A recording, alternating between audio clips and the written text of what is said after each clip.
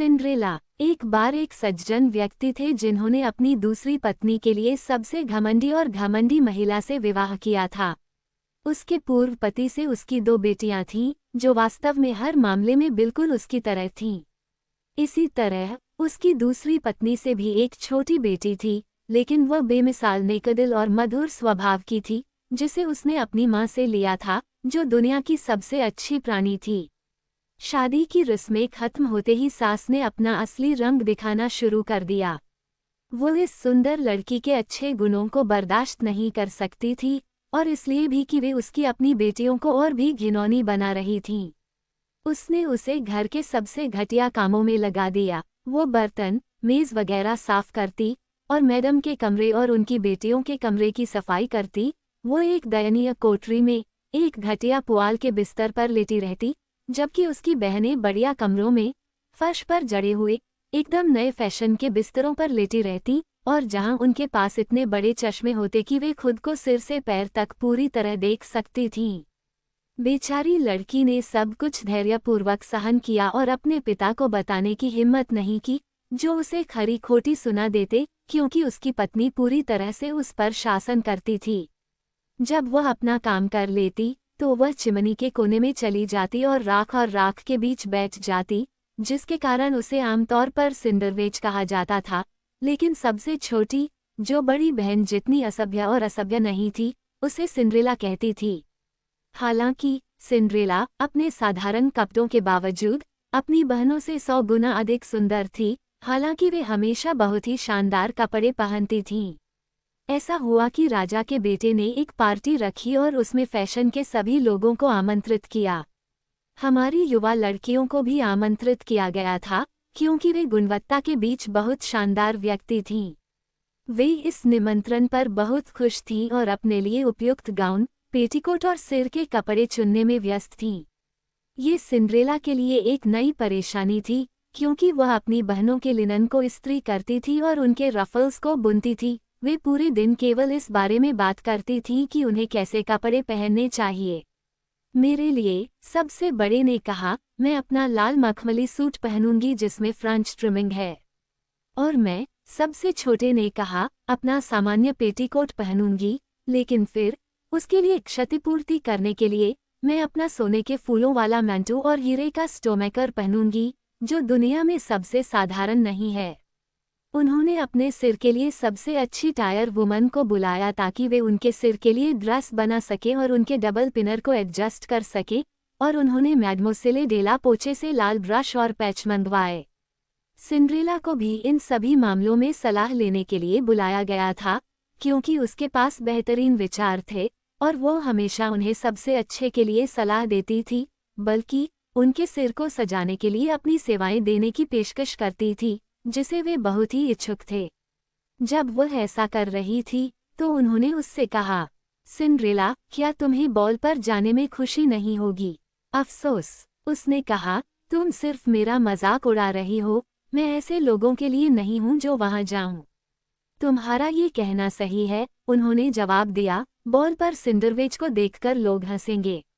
Cinderella के अलावा कोई भी उनके सिर को गलत तरीके से सजाता, लेकिन वह बहुत अच्छी थी और उसने उन्हें बिल्कुल सही तरीके से सजाया था। वे लगभग 2 दिन से बिना खाए थे, इसलिए वे बहुत खुश थे।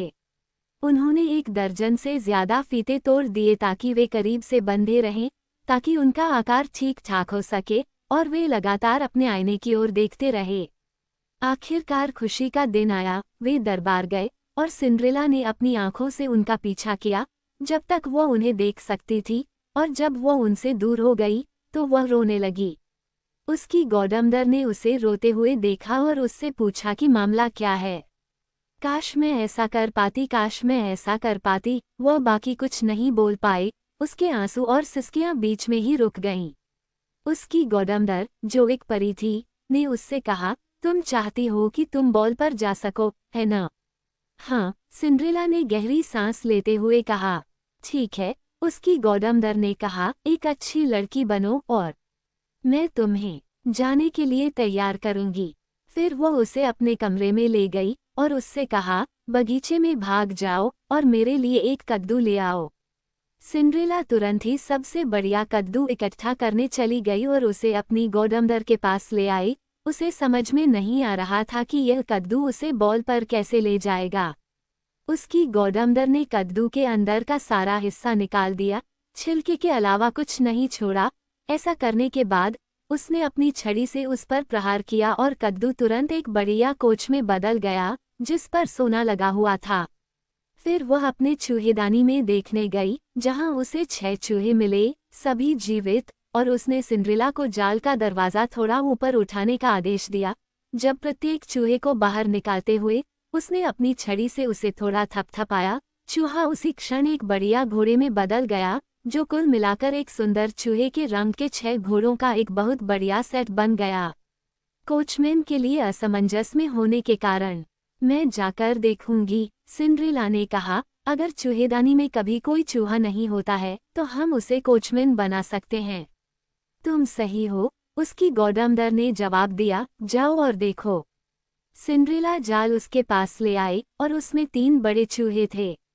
परी ने उन तीनों में से एक को चुना जिसकी दाढ़ी सबसे बड़ी थी, और उसे अपनी छड़ी से छूकर वह एक मोटा, खुशमिजाज कोचमैन बन गया, जिसकी आंखें अब तक देखी गई सबसे स्मार्ट मूंछों वाली थीं।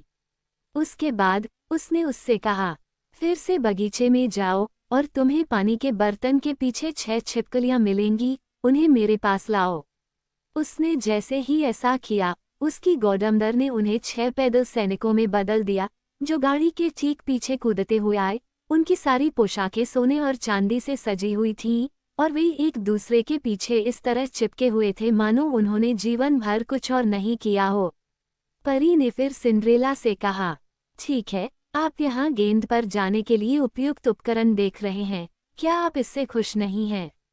ओह हाँ, वो रोई, लेकिन क्या मुझे इन गंदे कपड़ों में ही वहाँ जाना होगा? उसकी गॉडमदर ने बस उसे अपनी छड़ी से छुआ और उसी क्षण उसके कपड़े सोने और चांदी के कपड़े में बदल गए, जो सभी रत्नों से जड़े हुए थे। ऐसा करने के बाद उसने उसे कांच की एक जोड़ी चप्पल दी, जो पूरी दुनिया में सबसे सुंदर थी। इस तरह सज धज कर वह अपनी गाड़ी में चढ़ गई, लेकिन उसकी गॉडमदर ने सबसे बढ़कर उसे आधी रात के बाद तक न रुकने का आदेश दिया। साथ ही उससे कहा कि अगर वह एक पल और रुकी तो गाड़ी फिर से कद्दू बन जाएगी, उसके घोड़े चूहे, उसका कोचमैन चूहा, उसके पैदल यात्री छिपकलियां और उसके कपड़े पहले जैसे हो जाएंगे। उसने अपनी गॉडमदर से वादा किया कि वह आधी रात से पहले बॉल को छोड़कर नहीं जाएगी, और फिर वह गाड़ी चलाकर चली गई, खुशी के मारे खुद को रोक नहीं पाए। राजा के बेटे को बताया गया कि एक महान राजकुमारी, जिसे कोई नहीं जानता था, आई है। उसे लेने के लिए दौड़ा। उसने उसे गाड़ी से उतरते ही अपना हाथ दिया और उसे पूरी संगत के बीच बॉल में ले गया। तुरंत एक गहरा सन्नाटा छा गया। उन्होंने नाचना बंद कर दिया और वायलिन बजाना बंद कर दिया। हर कोई अनजान नवागंतुक की विलक्षण सुंदरता पर विचार करने में इतना ध्यान लगा रहा था। तब कुछ भी नहीं सुना गया सिवाय एक भ्रमित शोर के। हाँ, वो कितनी सुंदर है! हाँ, वो कितनी सुंदर है! राजा स्वयं, जो कि बहुत बूढ़ा था, उसे देखे बिना नहीं रह सका और रानी से धीरे से कहा कि बहुत समय हो गया है जब उसने इतना सुंदर और प्यारा प्राणी देखा था। सभी महिलाएं उसके कपड़ों और सिर पर पहनी जाने वाली पोशाक पर विचार कर रही थीं, ताकि वे अगले दिन उसी पैटर्न पर कुछ बनवा सकें, बशर्ते उन्हें ऐसी बढ़िया सामग्री और उन्हें बनाने के लिए योग्य हाथ मिल जाएं। राजा के बेटे ने उसे सबसे सम्मानजनक स्थान पर बिठाया और बाद में उसे अपने साथ नृत्य करने के लिए बाहर ले गया। उसने इतनी खूबसूरती से नृत्य किया कि सभी लोग उसकी प्रशंसा करने लगे। एक बढ़िया भोजन परोसा गया, जिसमें से युवा राजकुमार ने एक निवाला भी नहीं खाया। वो उसे देखने में इतना व्यस्त था। वह अपनी बहनों के पास जाकर बैठ गई, उन्हें हजारों शिष्टाचार दिखाते हुए उन्हें संतरे और नींबू का हिस्सा दिया जो राजकुमार ने उसे भेंट किया था, जिससे उन्हें बहुत आश्चर्य हुआ, क्योंकि वे उसे नहीं जानती थीं। जब सिंड्रेला अपनी बहनों को इस तरह से खुश कर रही थी, तो उसने घड़ी में 11 और 3/4 बजते हुए सुने, जिस पर उसने तुरंत कंपनी के लिए शिष्टाचार दिखाया और जितनी जल्दी हो सके भाग गई। जब वह घर पहुंची तो वह अपनी गॉडमदर को खोजने के लिए दौड़ी और उसे धन्यवाद देने के बाद उसने कहा कि वह दिल से चाहती है कि वो अगले दिन बॉल पर जाए, क्योंकि राजा के बेटे ने उसे चाहा था। जब वह उत्सुकता से अपनी गॉडमदर को बता रही थी कि बॉल में क्या हुआ था, तो उसकी दो बहनों ने दरवाज़ा खटखटाया, जिसे सिंड्रेला ने दौड़कर खोला। तुम कितने समय से यहाँ रुके हो? वह चिल्लाई, मुंह फाड़े, आंखें मलते हुए और खुद को इस तरह खींचती हुई जैसे कि वह अभी अभी नींद से जागी हो। हालांकि घर से जाने के बाद से उसे सोने की कोई इच्छा नहीं थी। अगर तुम उस पार्टी में होती, उसकी एक बहन ने कहा, तो तुम थकती नहीं। वहाँ सबसे अच्छी राजकुमारी आई थी, जो नश्वर आंखों से देखी गई सबसे खूबसूरत राजकुमारी थी। उसने हमें हजारों शिष्टाचार दिखाए और हमें संतरे और नींबू दिए। सिंड्रेला इस मामले में बहुत उदासीन लग रही थी।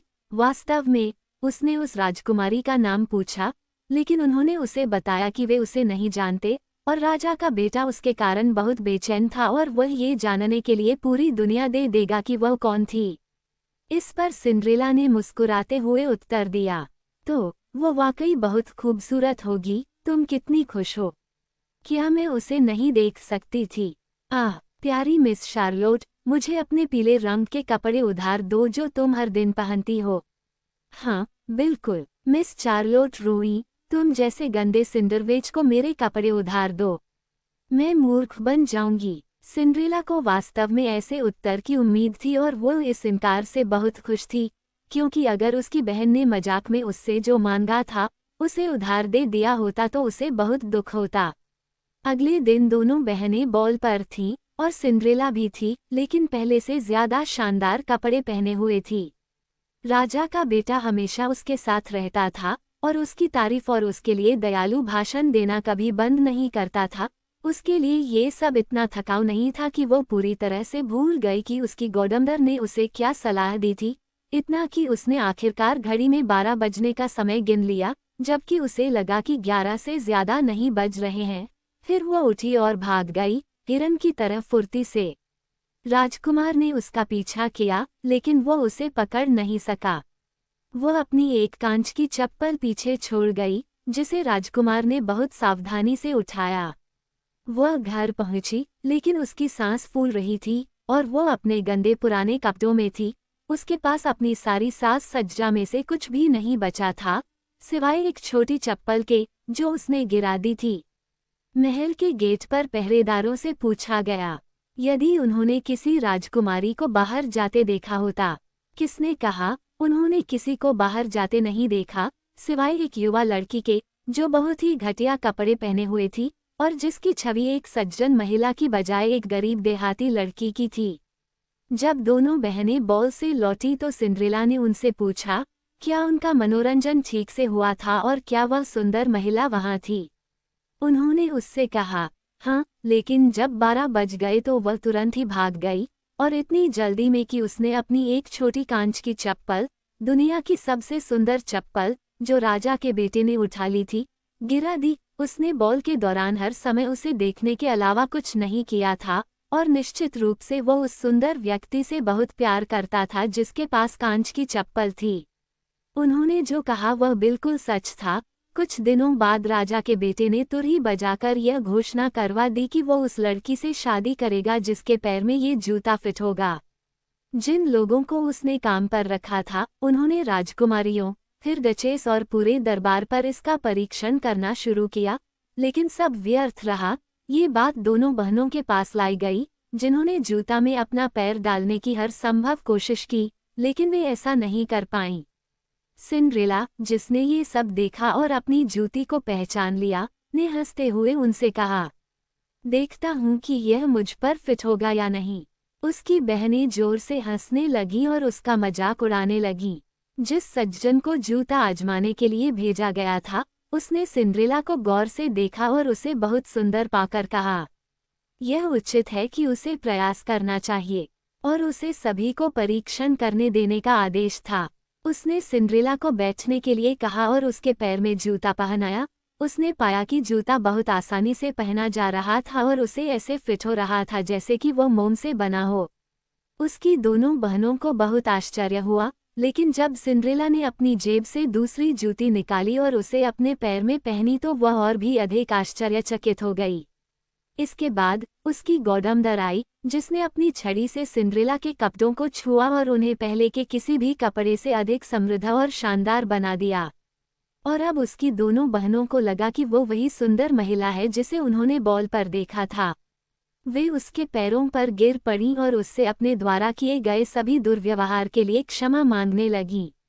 सिंड्रेला ने उन्हें उठाया और उन्हें गले लगाते हुए रो पड़ी। उसने उन्हें पूरे दिल से माफ़ कर दिया और चाहा कि वे हमेशा उससे प्यार करें।